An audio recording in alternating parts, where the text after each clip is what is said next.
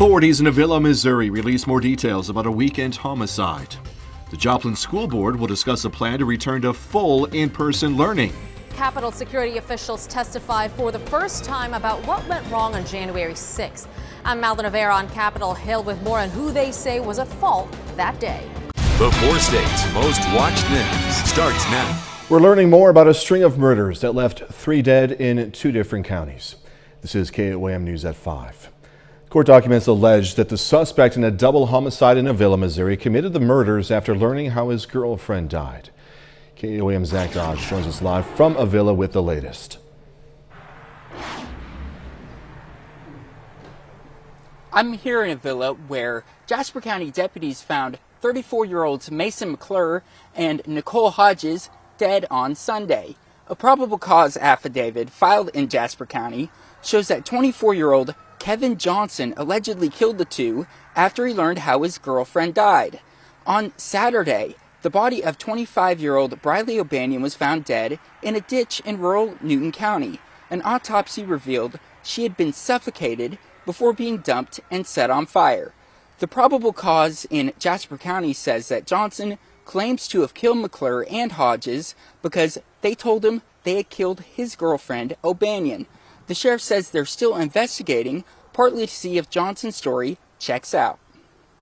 One of the reasons why we continue to do this investigation is to, first of all, ensure that we have all the facts regarding the case for the benefit of the person who's in custody, and also just to ensure that there's not other individuals involved. We don't think that there are. We have so far no indication that there is other individuals involved, but we want to make sure of that. Johnson is currently being held at the Jasper County Jail on 2 charges of first-degree murder with no bond. Reporting live in Avila, Zach Dodge, KOAM News. Zach Dodge, thank you so much. We'll see you at 6.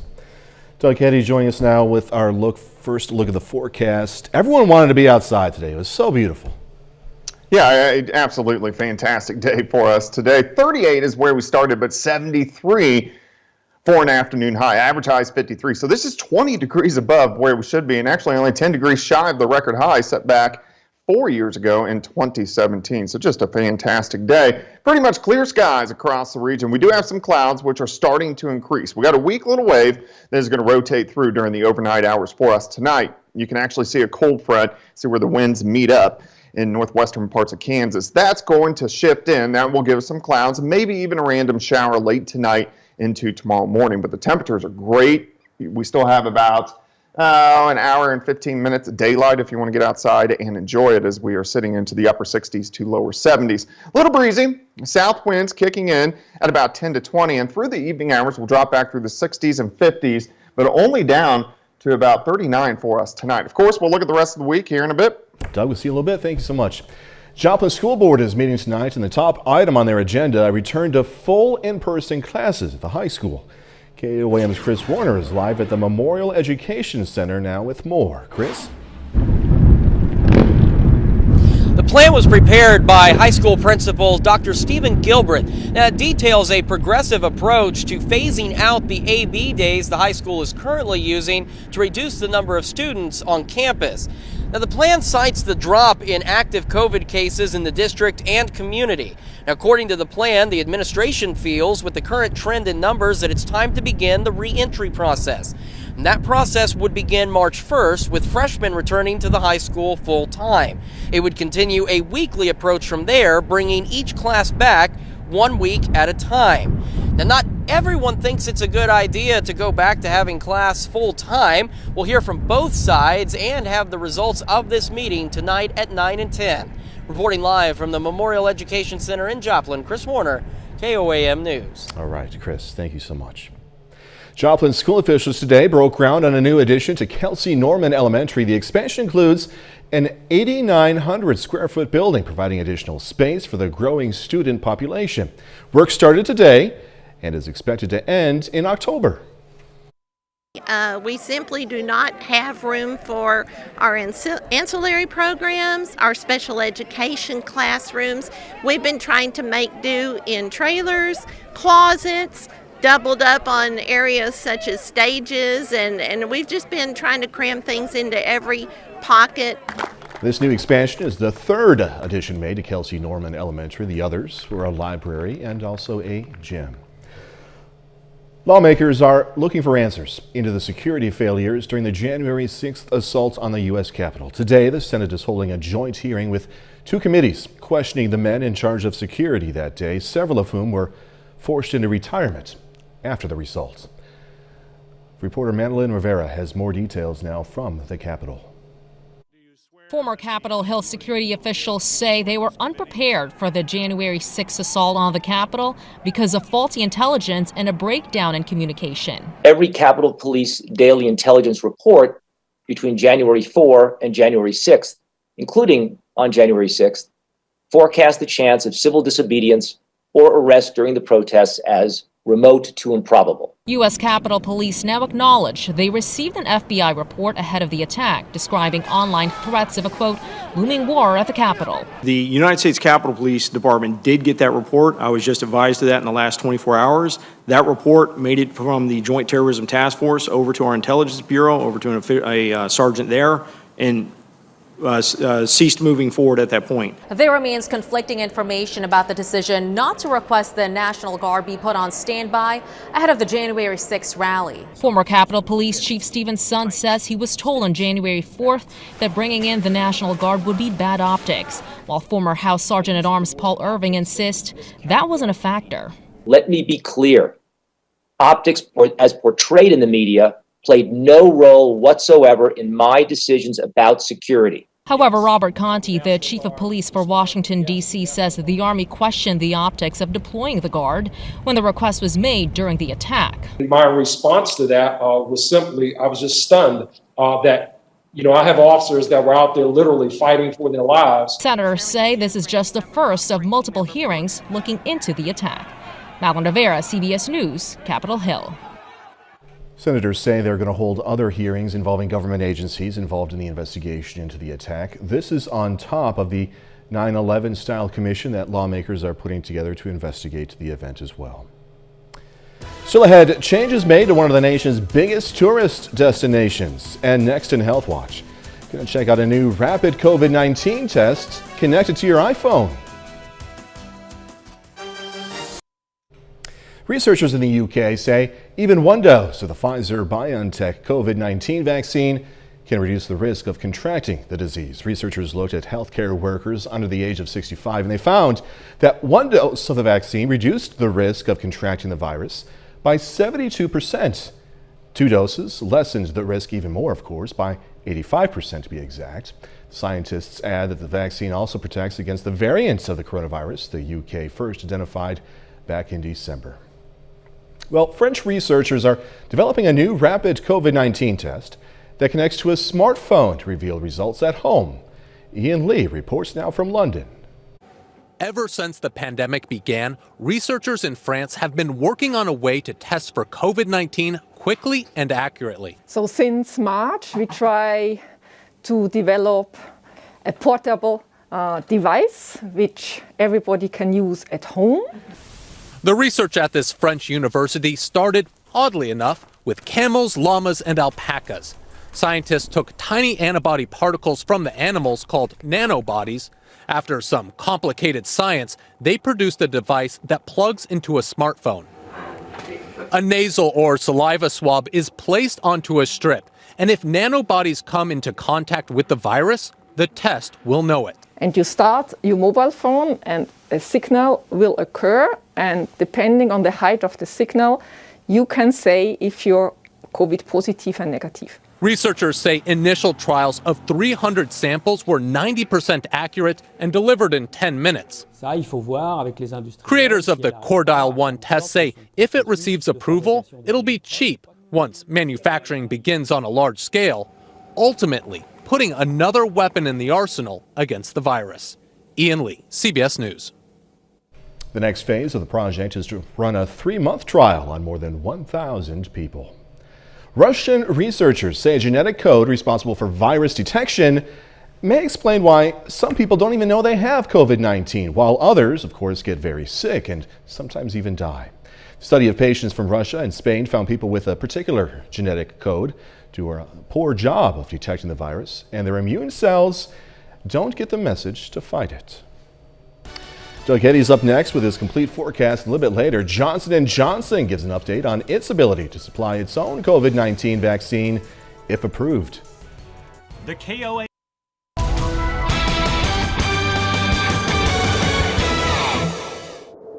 Well, it turned out to be a fantastic Tuesday for us and a very nice evening still. Of course, our evening daylight hours are starting to extend out now, and it feels like spring after what we have seen over the past couple weeks. So it's a pretty good reward compared to what we have seen. Check this out.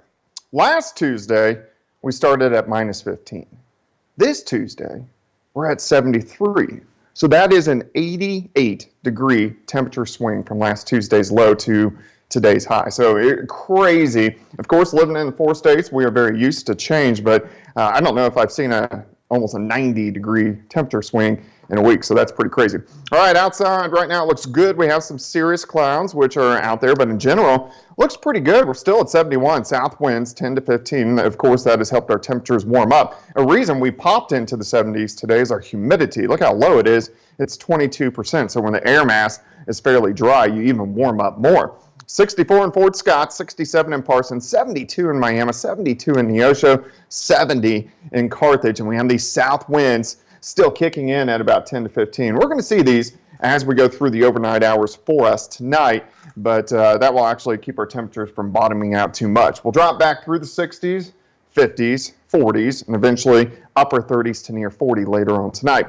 We are getting some clouds which are starting to increase, and this will be the trend throughout the overnight hours. We have a weak little wave that is going to pass by, and it's going to give us the clouds and maybe even a random shower. And then behind it, another system is dropping in across the Pacific Northwest. But all the systems we're seeing this week are very weak and very fast moving. So here's 2 a.m. Here comes a cold front. Clouds start to increase. So of course, behind a cold front, we're going to be cooler tomorrow, but it's not going to be anything like we have experienced over the past couple weeks. Could get a random sprinkle or shower early tomorrow morning, and then by the afternoon, we look okay. It's going to be cooler, but still, it's not bad. 39 to start, 48 by noon, high temp right around 52. Tomorrow night, still, we'll have partly cloudy skies, and then a lot of clouds on Thursday. We may get a random sprinkle or a random flurry early on Thursday, but besides that, we look okay. And then on Thursday, our high temps are going to be into the upper 40s for highs. We got a system shifting to our south on Friday, and then a weak system runs right on through late Friday night into Saturday morning. That could give us a few random showers. Saturday looks okay, and then by Sunday, rain works right back in. That system works out. Here comes another system as we head into Tuesday, and that could be a little rain-snow mix. So it gets very active, I guess, over the next couple weeks, but at least this week, they are fairly weak little systems, but they will pick up in intensity and also strength as we head into next week. All right, 52 tomorrow, random shower early. 48 Thursday, 53 on Friday, could get a few showers late Friday into Friday night. Saturday looks great, high temp is 60. Rain rolls in on Sunday, cooling down Monday, and then a little rain-snow mix by Tuesday. Don't you love the days where no one is complaining about the weather? Yeah, it makes my days a lot easier. I was going to say, yeah, I imagine. Thanks, Doug, so much. Well, a year ago today, Joplin police firefighters, also a security company employee, helped save a Joplin family whose home became engulfed in flames. Well, today, as we're seeing, that family met the heroes who saved them. The family met with Joplin's fire and police chiefs, also the ADT emergency dispatcher who alerted authorities of the fire. That dispatcher flew in from New York for this reunion. This family is a beautiful family. They hold a special place to me, and that was the biggest part of it. But that plaque is a beautiful reminder of what, is how things turned out. As a reward for their efforts, ADT donated $5,000 to both the Joplin Police and Fire Departments and gave Heather the highest honor the company awards. Coming up, a look at the changes being made for tourists in Las Vegas. But first, we pause to honor a local veteran. James Medore served in the U.S. Army during the Civil War. The Parsons, Kansas native served from 1863 to 1865, and we are proud to salute Private James Medore, a 4-state hero. Doug Heddy. Johnson & Johnson says if it's given the green light, It will be able to provide 20 million doses of its COVID-19 vaccine by the end of March. The drug maker also says it would have the capacity to provide 100 million vaccine doses to the U.S. by the end of June. U.S. regulators, though, are still reviewing the safety and effectiveness of the shot. A decision to allow its emergency use is expected later this week. Chief of the Cherokee Nation wants Jeep to stop using its name. Chief Chuck Hoskin Jr. believes corporations and sports teams should stop using Native American names. Jeep's parent company says the Cherokee brand, around since the 70s, is meant as an honor and celebration of Native American people. The Grand Cherokee is Jeep's best-selling model. Well, surveys are showing many Americans are itching to travel again. Tourism in Las Vegas, for example, plummeted to 2020. But the city is betting on life starting to return to normal this year. Wendy Gillette reports from Las Vegas on what's new in the city this year and the COVID precautions properties are taking. Circa in downtown Las Vegas opened its hotel a few days before 2021, ushering in a wave of new offerings this year. On Fremont Street with a pool, amphitheater, and the world's largest sports book, the adults-only hotel is the first newly built downtown resort to open in 4 decades. Sir Richard Branson's Virgin Hotels is taking over the former Hard Rock Hotel and plans a late March debut. And then there's Resorts World, built from the ground up and opening this summer on the Las Vegas Strip. Crockford's is one of 3 hotels, along with a Hilton and Conrad, that will be part of the $4.3 billion complex. It's an LXR hotel, Hilton's newest luxury brand. It shows the resiliency of Las Vegas, and it talks about the desire for travelers to come back to this great destination when things are back again to somewhat of a normal level. Until everything is back to normal, safety precautions will remain in place. If you haven't been to Vegas lately, that means mandatory face masks in public spaces. Individual properties have their own measures, such as thermal scanners at the Venetian. And at MGM hotels like Bellagio, there are plexiglass barriers at table games, contactless guest experiences, physical distancing policies, and more that you can't see. You can hear our air that's being pumped in right now. That's a very important part of our protocols.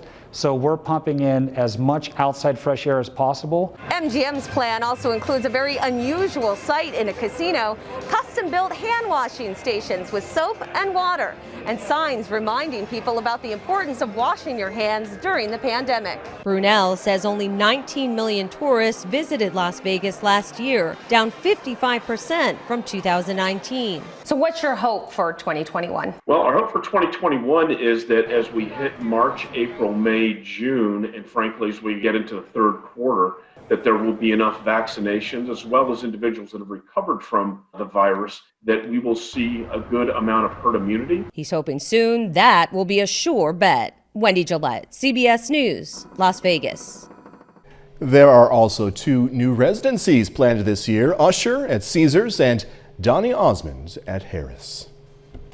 Final check of the forecast next.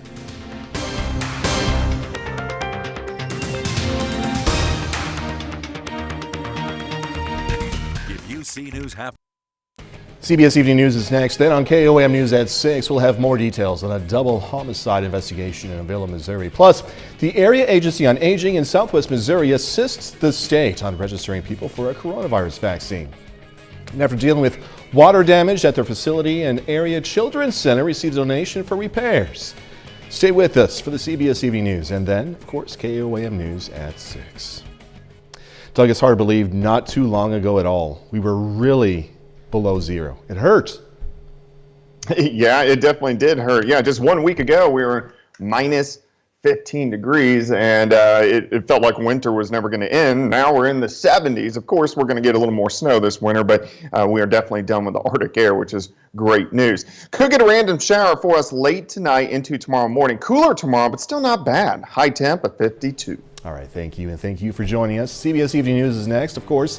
We'll be right back here for KOAM News at 6. See you then.